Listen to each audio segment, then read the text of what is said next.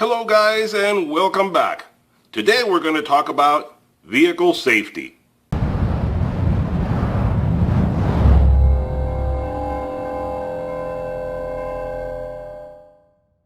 Alright, so what we're going to talk about today is actually things that everyone should carry in the trunk of their car in case you have a breakdown. That was a little too long to say for the intro.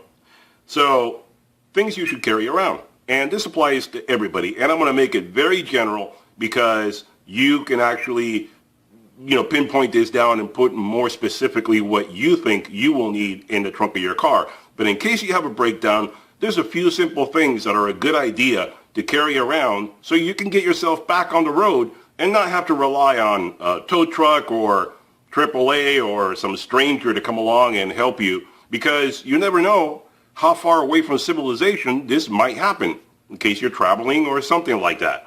So anyway, simple things everyone should carry around in the trunk of their car. And I do this, by the way. I carry this stuff around with me as well. Screwdrivers. Everybody should have a set of screwdrivers. Regular flathead screwdrivers, Phillips screwdrivers, etc. Now, an interesting thing about these screwdrivers, I know, they're just screwdrivers, nothing that important, really, but follow me here. I had these screwdrivers put away for so long that I just looked at them right now, and I found something very interesting. Look at that right there. Made in USA. That tells you how long I've had these screwdrivers. Made in the USA. These should be in a museum somewhere. That's how long I've had them. They're Craftsman screwdrivers and made in the USA. There you go. That's when Craftsman was a quality tool, not what it is today. Anyway, so screwdrivers. Carry around some random screwdrivers. If you don't have a set, you can get these at Harbor Freight. They do have the free set you can get for nothing. The next time you go there to buy something, you have a complete set instead of a random mishmash like I have here that I just put together from old sets I had left lying around.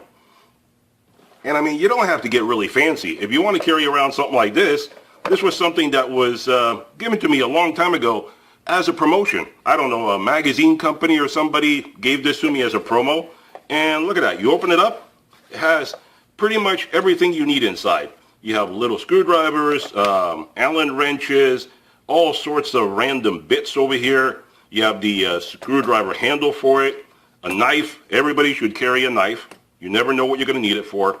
Some sockets, random sockets, metric, SAE. Depending on your car. If you're driving an old American car, you're going to need the SAE. If you're driving most modern cars or, Asian cars, metric will do. You'll never need an SAE standard. Pliers and some electrical tape. Now, all these things, you never know when you're going to need them. But one thing, if you carry one thing only, carry around electrical tape, because this will get you out of a bind in so many different ways. You just cannot imagine it. You figure, electrical tape, big deal. What's that going to do for me? Well, I'll tell you a real quick story. When I was a youngster, I was only 19, 20, somewhere around there, and I was going to college. On my way back from college one afternoon, my car stopped running, and I didn't know why. It was an old carbureted car. That's the clue right there. Not that the carburetor was the problem.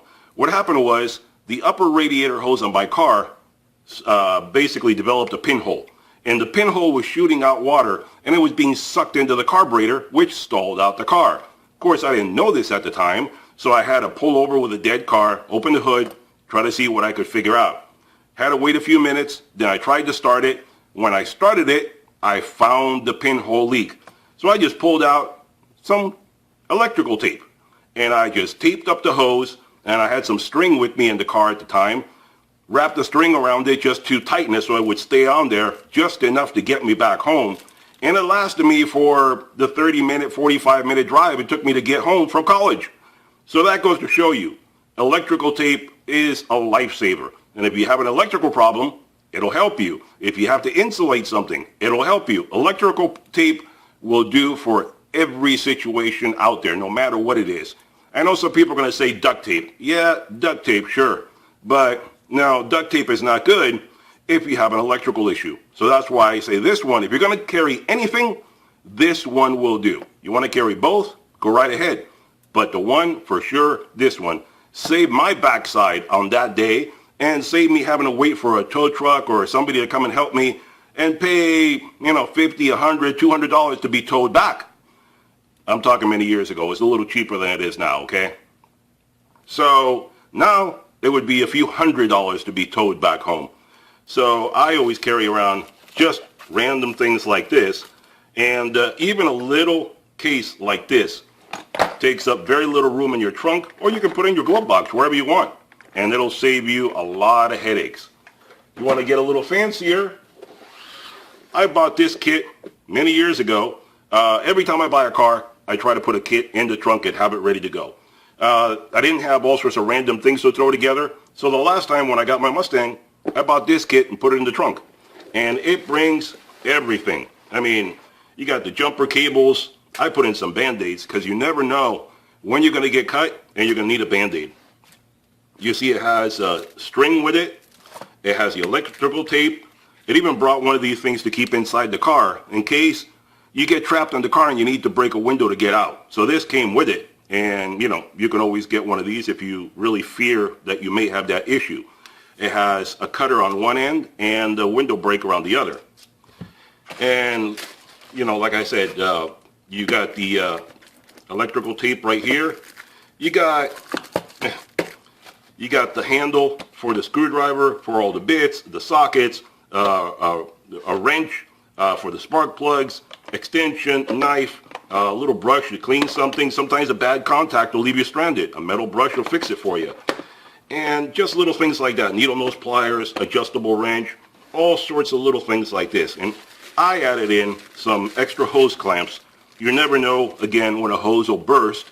Or even if the hose just has a hole in it and you wrap it with something, the pressure can blow it off. So putting a clamp around the wrapping will hold it there until you're able to get back home. So, you don't have to go too fancy. You can get these at the Dollar Tree or something like that. They're not going to hold forever, just enough to get you home. And electrical wire. Just have a random piece of electrical wire.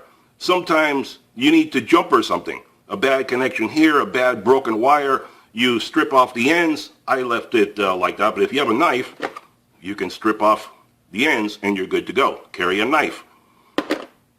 So you have a bad connection, broken wire, something, jumper it with a random lead.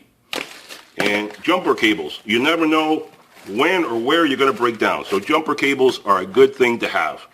So this is just a simple little kit. I think, if I remember correctly, I bought this at Target and I think I paid 20 bucks.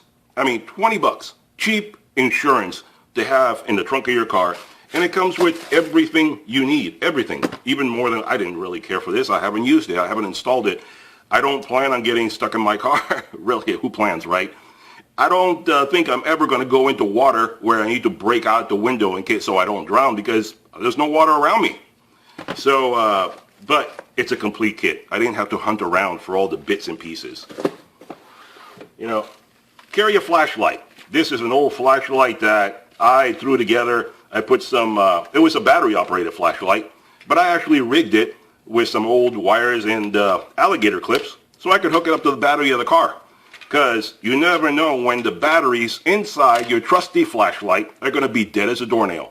Then it's no good. It's dead weight, paperweight. So I rigged it to work off the 12-volt battery. Because this is approximately what it was. It ran 12 volts with all the different batteries put together inside. So halogen bulb ran perfect. It's perfect. It's just cheap insurance. You never know if you're going to break down at night. And you're going to need a simple flashlight. Now, this is something I rigged because, again, I was a young fellow when I did this, didn't have much money, and it still works, so I don't throw it away. But if you want to go get yourself something fancy, either get yourself a Harbor Freight flashlight or buy yourself one of these already made. Another thing you should carry around with you, and I've said this before, these Harbor Freight triangles. They're really, really cheap, inexpensive, free. You can get them for free when they put them for free. Just get yourself one of these, and that way you don't have to carry around the big triangles in case you break down somewhere. If it's something you can't handle and you're on the side of the road and you gotta wait for a tow truck or something, turn on the emergency blinkers on the car and take one of these and put it on the back of your car and set it to the blinking triangle.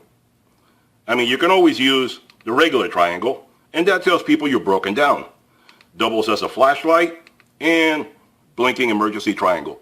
So these are good to have in the trunk of your car, and it takes, I don't know, 1 or 2 AA batteries. I've never opened this. It still has the original ones in it, and I've had this for a couple years now. So, you know, these batteries are still pretty good. And if you don't have one of these, I mean, this one doubles as a flashlight too, as I just showed you. So if you don't want to carry another flashlight, this will do double duty. And trash bags.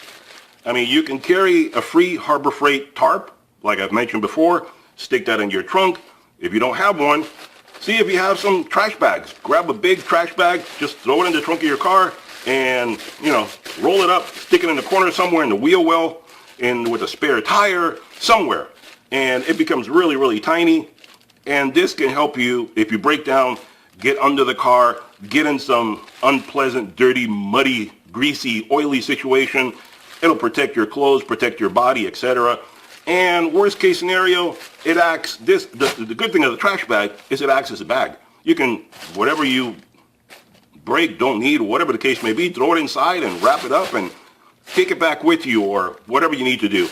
It is a protector and it acts as a bag. So double duty for this one as well. Another thing to carry around, a compressor. This is an old Campbell Housefield compressor I bought many, many years ago. And I always have any brand compressor, a cheapy compressor, in the trunk of my car. Because you never know when you're going to have a flat tire, a low tire, anything like that.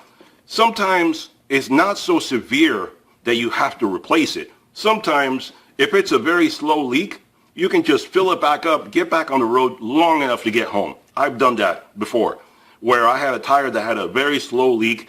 It left me stranded somewhere, but I filled it up with the compressor, drove all the way home, it ran fine, and then at home, then it started to go back down, because the motion and the heat of travel will keep the tire inflated and sealed up if it is not too severe a hole, a penetration, an opening. Obviously, if you have a big old gash in the tire or your sidewall is broken open, forget about it. You gotta change your tire. So that's why I really don't like the inflator kits that a lot of new cars come with. It's the same as this, and it brings an inflator can. Those inflator cans are not reliable. That's why I'm not going to mention that. I would say carry an inflator can with you, but I've noticed that they go bad. I've had inflator cans in my trunk, and after 2 or 3 years, it just becomes garbage. You try to use it, and it just spits and spatters, and nothing but garbage comes out of it. So it's useless. It's money down the drain. This will work for you always because it works with the lighter. And as you see, this one is very compact. Everything's stowed away back here in the back. So, see, everything stows away in the back there. So it's very compact. And it works with the lighter of your car. Has a very long cord. And it has an emergency light also. So you can use it, again, double duty. If you're going to have something, may as well have it do multiple functions. So these are just a few things that you should carry in your car. You know, a few tools, tape, flashlights, stuff like that. These are very, very simple things that can get you back on the road just long enough to get home. Then you can deal with the problem either with a professional or fix it yourself more permanently. But sometimes it's just like a cut on your hand. You want a Band-Aid, and this will get you home. All these things will be Band-Aids to get you home so you can do the proper remedy at home. So, hope you enjoyed the video. Hope it helped you out. And be sure to like and subscribe so you can join me again for another video. Quick tips, hands-on projects, etc. down the road. Love to see you guys back here again. Talk to you guys later. Bye-bye for now.